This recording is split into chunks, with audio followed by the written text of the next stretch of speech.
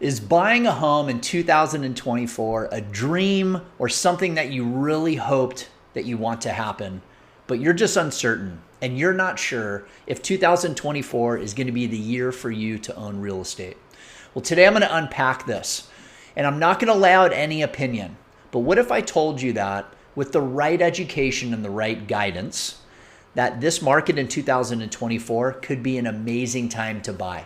And it's not going to be my opinion, nor am I going to tell you if it is the right time for you to buy, because really what it comes down to, everyone's personal financial situation is different. But what I'm going to uncover today is I'm going to show you some data. I'm 20 years in the business now. I like to refer back to historicals. What's happened in real estate over the past 40, 50 years? And if I rely on that, it will give us a pretty good sign on what we can expect in 2024. Do me a favor, if you like what you're hearing, please like the like button, subscribe, as it helps the algorithm and it will help me get more content out to more people just like you. So let's uncover some great data that is going to help you make a decision on if 2024 is the year for you. All right, so let's dive in. This is a photo of our Federal Reserve Chairman, Jerome Powell. He is essentially tasked with controlling our U.S. economy. Now, you need to remember this.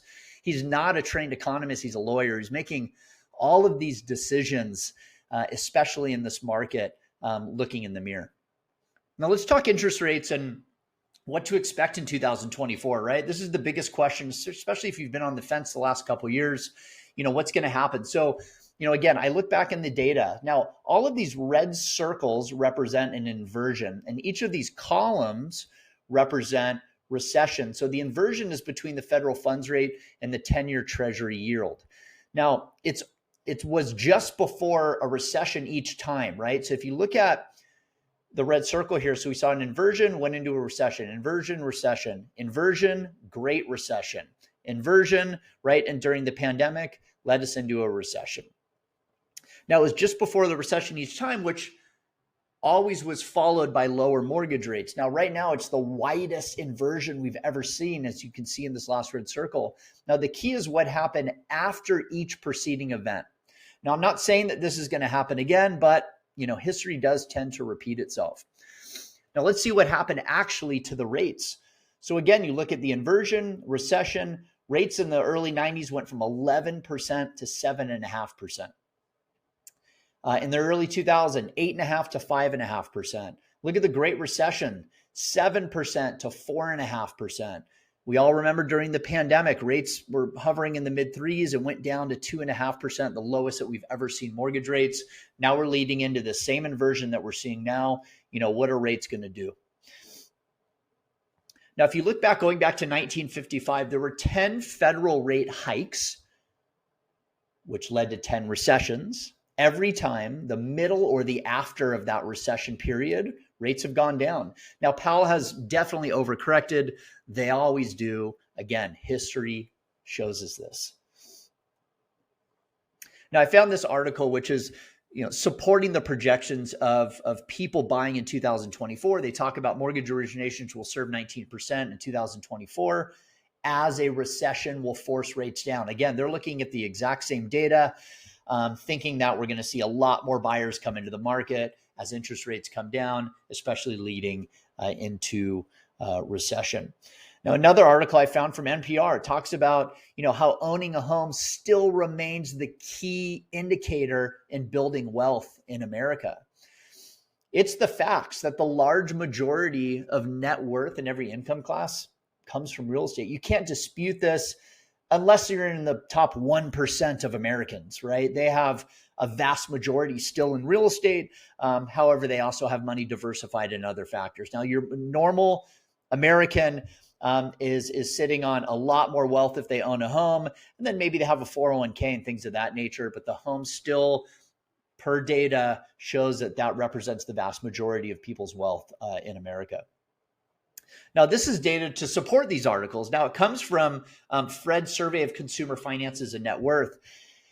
Now, they compare, your renter versus homeowner. So the bottom line here would represent your renter. The blue line here represents your owner. It's apparent that someone who owns accumulates a much larger net worth than someone who does not own and continues rent, right? Look at it. In this case, it's almost $200,000 more dating back to 1989. Look in 2019, a renter versus someone that owns, that owner has about $250,000 in more net worth than someone who rents. We all know this, and I repeat it in a lot of my content, but renting a home, you're not building any wealth, right? You're actually contributing to your landlord's wealth by paying rent to them every month, which they are the blue line and you are the green line as a renter. Now the question, should I wait to buy? Let's dig in and see some more. So here's Fred's data. It's irrefutable. So this is a chart of the median home prices dating back until, what is this? Earlier than 1965. And look what happened over time. It always goes up over time. Now, why is this? Why do home values continuing to go up? We talk about our parents and our grandparents and what they paid for their house and what it's worth now. Why does it always continue to go up no matter what the market's doing? It's because we never build enough housing stock to support the demand. Demand for homes consistently exceeds supply or our ability to build supply. Now, why did home values come down during the Great Recession? Right here, you can see home values dipped, which was very little over the past recessions. But look at all these past recessions. Home values plateaued, went up, plateau, little bit of a down cycle, went up. Never in our history over a period of time did we see that go down during the Great Recession. Now, if any of you have seen The Big Short, it's a great movie and it talks about all this. The reason for this was there were unsustainable lending practices that caused the housing crash, right? This is no longer here, nor has this even been around for over 10 years. At that time, if you had a pulse, you could get a mortgage. You didn't need a down payment. You could have horrible credit and still get a house at that time. So for the past 12 years now, there's a lot of regulations in place. I help people with mortgages. And if you've been through the process, you understand we ask for a lot of stuff. We truly vet you out to make sure that you're going to be able to make that payment. This is an analogy I like to use. I'm a sports guy, if you're into that or not. Real estate is like the Tom Brady of football, right? They only win. Real estate only wins. Tom Brady always won.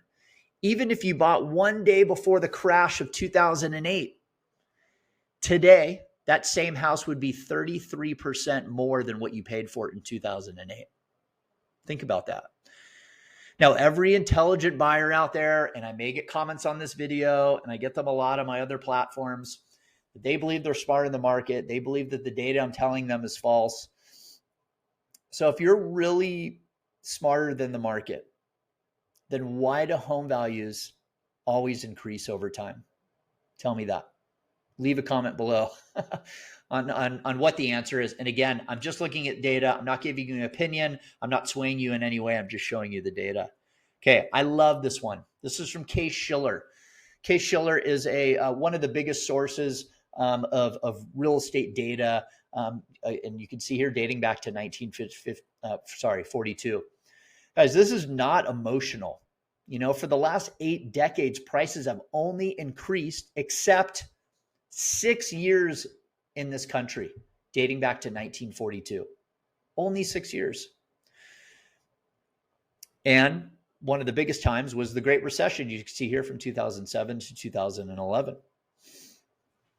And everyone looked back, and they still do to this day, and they go, we're going to see that again. Aren't we in the same period as what we saw in 2007? Are all the indicators that we're in now leading to that? Are home values going to drop? It's nowhere near that. It's more like the 80s oil embargo, right? That was an inflationary recession that was driven by the Fed raising rates to slow the recession. Now, there are so many parallels between what happened in the early 80s and what's happening right now. Now, intelligent people will research this and focus on what happened after.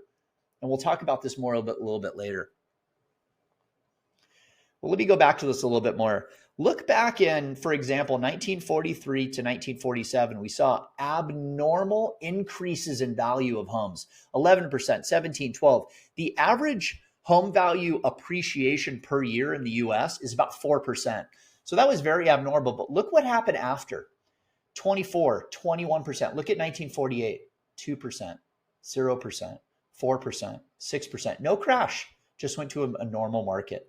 Look at in 1977, 78, 79, 15% increase in value, 16, 14. Look what happened after 7, 5, 1. So you can see here, even after some of those abnormal years in the history, it just went back to a normal market. Only one time consistently year after year did we see home values drop. Again, we talked about it. That was during the Great Recession. Okay, so this is a good one. This is data from Mark Zandi. He's a chief economist for Moody Analytics. They're the largest rating agency in the world. He's one of the most highly regarded, or so I think so, economists today. Everyone listens to this guy, and he does the research. So he gave this presentation to the Federal Deposit Insurance Corporation, the FDIC. You may have heard of that before. The topic was the supply of homes in the U.S., and this represents homes that are for sale and also homes that are for rent. Now, if you look here, this is where we are currently right here. Now, the last time we had this low housing supply was in the 1980s. Look, in the 80s. Here we are again, we're in the 80s. And what he reports is we have a current housing shortfall of 1.6 million homes. Again, these are homes for sale and homes for rent. We are in a lack of supply of 1.6 million homes. That is a ton of homes. Now take a look at this. So we have essentially created the housing bubble. Now look at the massive buildup of homes before the Great Recession, right? So right here, as you can see, it all increased dramatically in the amount of homes that were being built. Now look at today. Look how low this is right now. The supply problem is significant, as you can see. We simply can't build out of this problem that we have now.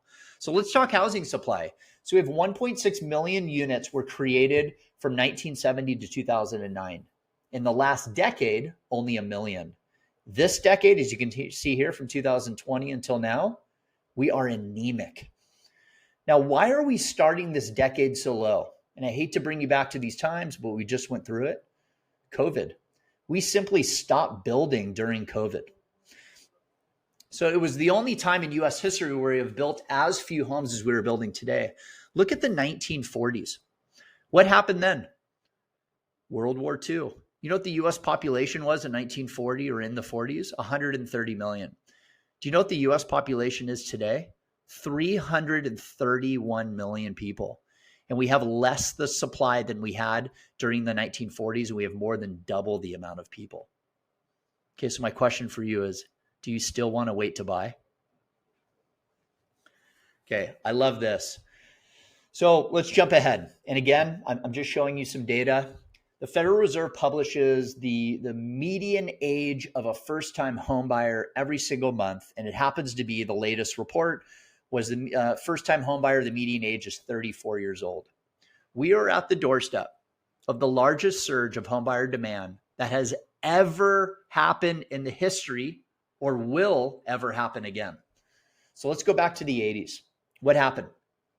We had the baby boomers enter the market, my parents.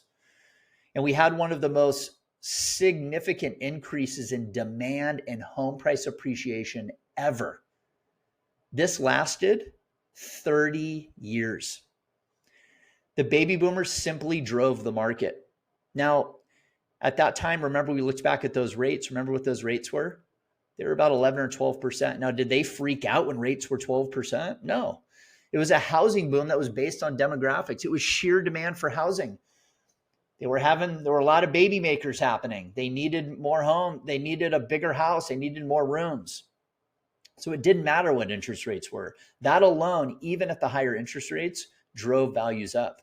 Now we're about to see millions of potential home buyers entering their prime buying years. Now, who are these buyers? They're millennials. And their birth rates rival that of baby boomers. And guess what they want to do? They want to buy houses. They want to house hack. They want to beat the system. They're all about that. This slide is all of America right now, everyone from 0 to 100 years old. Now look at the orange. This is our market going forward. It's bigger. And they're suddenly entering their peak home buying age. Now, for the next decade, each year has the same number of buyers coming into the market as we have had for the last 2 years, and it's bigger. We have 50 million Americans right now between the ages of 28 and 38. We will live this for the next decade, and we won't live it just once. You know why? This age group is going to buy multiple homes. The future is bright for real estate. Nothing indicates a housing crash going into 2024, and especially the years to come. In fact, as you can see, it's actually quite the opposite. Get your piece of the pie, get creative, find a way to get in. Now, if you find this information helpful, do me a favor, leave a comment. Let me know what you think. Follow and subscribe to see more. If you want to keep this kind of information coming your way, all the information is right here. We'll see you guys soon.